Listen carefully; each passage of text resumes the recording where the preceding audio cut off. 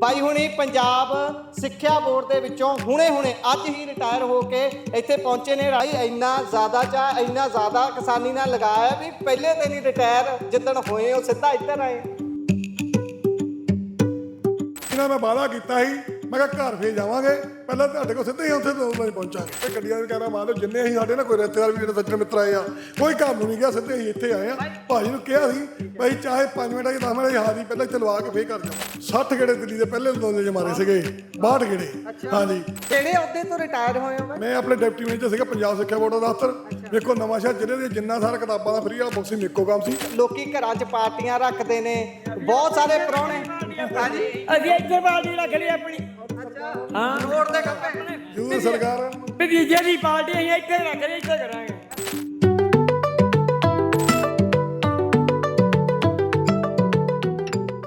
ਸਤਿ ਸ਼੍ਰੀ ਅਕਾਲ। Punjabi radio USA, Punjabi TV USA ਵੇਖਣਾ ਤੁਸੀਂ ਸ਼ੁਰੂ ਕਰ ਚੁੱਕੇ ਹੋ। ਜਿਸ ਤਰੀਕੇ ਦੇ ਨਾਲ ਕਿਸਾਨ ਅੰਦੋਲਨ ਸਮੇਂ ਵੱਖਰੇ ਕਿਸਮ ਦੀਆਂ ਤਸਵੀਰਾਂ, ਸੋਹਣੀਆਂ ਤਸਵੀਰਾਂ ਦੇਖਣ ਨੂੰ ਸਾਹਮਣੇ ਆਉਂਦੀਆਂ ਸੀ, ਉਸੇ ਕਿਸਮ ਦੀ ਅੱਜ ਅੱਲੋਕਾਰੀ ਤਸਵੀਰ ਤੁਹਾਨੂੰ ਵਿਖਾਉਣ ਜਾ ਰਹੇ ਹਾਂ। ਬਾਈ ਹੁਣੀ ਪੰਜਾਬ ਸਿੱਖਿਆ ਬੋਰਡ ਦੇ ਵਿੱਚੋਂ ਹੁਣੇ ਅੱਜ ਹੀ ਰਿਟਾਇਰ ਹੋ ਕੇ ਇੱਥੇ ਪਹੁੰਚੇ ਨੇ। ਰਾਣਾ ਮਠੱਡਾ ਬਾਈ ਹੁਣਾ ਉਹ ਸਿੱਧਾ ਹੀ ਹਾਰ ਪਾਏ ਹੋਏ ਦੇਖ ਸਕਦੇ ਹੋ। ਬਾਈ ਇੰਨਾ ਜ਼ਿਆਦਾ ਚਾਹ ਇੰਨਾ ਜ਼ਿਆਦਾ ਕਿਸਾਨੀ ਨਾਲ ਲਗਾਇਆ ਵੀ ਪਹਿਲੇ ਦਿਨ ਹੀ ਰਿਟਾਇਰ ਜਿੱਦਣ ਹੋਏ ਉਹ ਸਿੱਧਾ ਇੱਧਰ ਆਏ।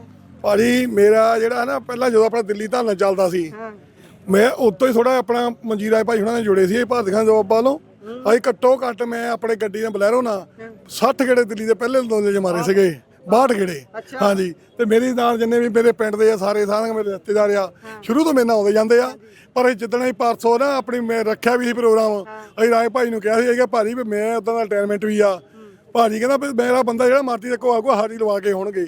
ਇਹ ਨਹੀਂ ਭਾਜੀ ਹੁਣ ਦੁਪਹਿਰੇ ਸਾਡੇ ਨਾਲ ਗਏ ਆ, ਜਿਹੜੇ ਅਸੀਂ ਰਿਟਾਇਰਮੈਂਟ ਦੀ ਖੁਸ਼ੀ ਦੇ ਆਪਣੇ ਅੱਜ ਬੂਟੇ ਲਾ ਕੇ ਆਏ ਆ, ਤੇ ਦਰਖਤ ਲਾ ਕੇ ਆਏ ਆ ਵੀ ਆਪਣੀ ਜਗ੍ਹਾ ਵੀ ਅਸੀਂ ਹੁਣ ਬੂਟੇ ਲਾ ਕੇ ਜੇ ਗਾਹਾਂ ਵਾਤਾਵਰਨ ਵਧੀਆ ਦਈਏ।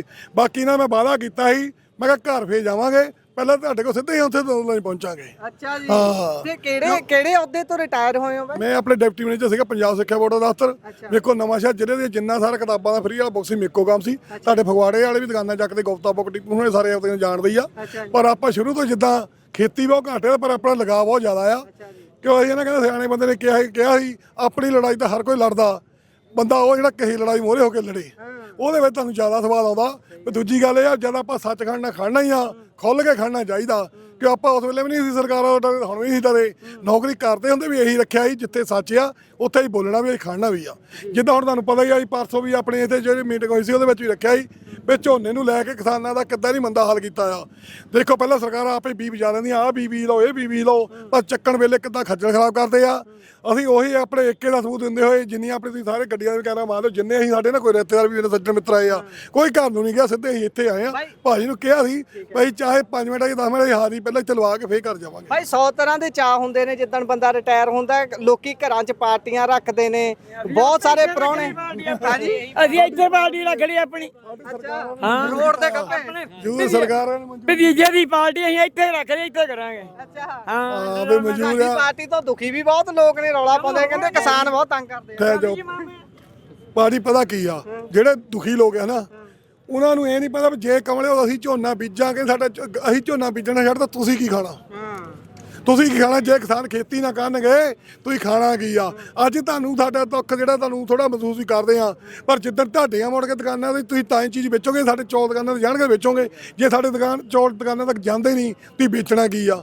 ਉਹਦੇ ਨਾਲ ਤੁਸੀਂ ਮਜ਼ਦੂਰ ਵੀ ਭੁੱਖਾ ਮਰੂਗਾ, ਕਿਸਾਨ ਤਾਂ ਭੁੱਖਾ ਵਿਚਾਰਾ ਮਾਨਾ ਹੀ ਮਾਨਾ ਨਾ। ਜਿਹੜੇ ਆਹ ਆਪਣੇ ਦੁਕਾਨਦਾਰਾਂ ਵਾਲੇ ਆ, ਇਹਨੀ ਕੀ ਚੀਜ਼ ਵੇਚਣਾ ਜੇ ਸਾਰੀਆਂ ਫਸਲਾਂ ਵੇਚਣੀਆਂ ਬੰਦ ਕਰ ਦਈਏ, ਸਰਕਾਰਾਂ ਚੱਕਣੀਆਂ। ਪਰ ਸਰਕਾਰਾਂ ਜਿਹੜੀਆਂ ਨੇ ਸਾਨੂੰ ਸ਼ੁਰੂ ਤੋਂ ਲੁੱਟਣ ਤੇ ਲੱਗੀਆਂ ਆ। ਇਹਨੀ ਆਪਣਾ ਕੋਈ ਬਹਾਨਾ ਬਣਾ ਲੈਂਦੇ ਆ। ਜਦੋਂ ਕਦੇ 8-10 ਗੱਟੇ ਦੇ ਦਿਓ ਫੇਰ ਝੋਨਾ ਸਾਡਾ ਚੱਕਣਾ ਸ਼ੁਰੂ ਕਰ ਲੈਂਦੇ ਆ। ਜਦੋਂ ਅਸੀਂ ਕਹਿੰਦੇ ਨਹੀਂ ਚੁਕਾਉਣਾ, ਅਸੀਂ ਆਪਣੀ ਜਿਹੜੀ ਇੰਨੀ ਮਿਹਨਤ ਨਾਲ ਫਸਲਾਂ ਪਾਲੀਆਂ, ਕਿਸੇ ਨੂੰ ਕਿਉਂ ਦਾ ਆਪਣਾ ਹੱਕ ਦਈਏ। ਨੌਕਰੀ ਕਰਦੇ ਆ ਬਾਈ, ਕਈ ਵਾਰੀ ਨਾ ਸਰਕਾਰ ਵਾਲੇ ਪਾਸੇ ਨੂੰ ਹੱਥ ਬੰਦਾ ਪੋਲਾ ਰੱਖਦਾ ਵੀ ਭਾਈ ਨੌਕਰੀ ਦਾ ਸਵਾਲ ਆ। ਅੱਜ ਹੋ ਗਏ ਉਹ ਰਿਟਾਇਰ, ਹੁਣ ਤਾਂ ਹੀ ਸਰਕਾਰ ਦੇ ਦਿਵਾਲੇ ਹੋ ਗਏ। ਨਹੀਂ ਭਾਜੀ, ਤੁਸੀਂ ਮੇਰਾ ਨਾ ਦੇਖਿਓ 13 ਦੀ ਵੀਡੀਓ ਕੱਢ ਕੇ ਦੇਖਿਓ, ਜਿਹੜਾ ਮੈਂ ਉਹਦੀ ਹਰਿਆਣਾ ਦੇ ਬੰਬ ਸੱਟਦੇ ਨਾ, ਬਰਸ਼ੀ ਦੇ ਸੱਟ ਕੇ ਤਾਂ ਟੰਗ ਕੇ ਲਿਆ ਸੀ। ਮੇਰੇ ਕੋਲ ਹਜੇ ਵੀ ਘਰ ਪਿਆ। ਮੈਂ ਉਦੋਂ ਹੀ ਦੱਸਤਾ ਸੀ, ਦੇਖ ਰੱਬ ਤੋਂ ਛੁੱਟ ਅਸੀਂ ਨਹੀਂ ਕਿਸੇ ਡਰਦੇ। ਕਿਉਂ ਹਿੰਮਤਧਾਰੀ ਉਹ ਕੌਮ ਦੇ ਬੰਦੇ ਆ ਜਿਹੜੇ ਦੇਖ ਲਓ ਸਿੱਖਾਂ ਦੇ ਸਾਡੇ ਇੱਕ ਬੰਦਾ 1.25 ਲੱਖ ਨਾਲ ਲੜਿਆ ਸੀ। ਚਾਹੇ ਕੋਈ ਮੋਨਾ ਚਾਹੇ ਕੋਈ ਸਰਦਾਰ, ਹਰੇਕ ਦੇ ਅੰਦਰ ਉਹ ਖੂਨ ਵਸਦਾ ਆ। ਕਿਉਂ ਸਾਡੀਆਂ ਜਿਹੜੇ ਆਪਣੇ ਅਣਖਾਂ ਆ, ਅਣਖਾਂ ਸਾਡੀਆਂ ਇੱਦਾਂ ਹੀ ਰਹਿਣੀਆਂ। ਅਸੀਂ ਨਾ ਉਦੋਂ ਡਰੇ ਸੀ, ਨਾ ਹੀ ਹੁਣ ਡਰਦੇ ਆ।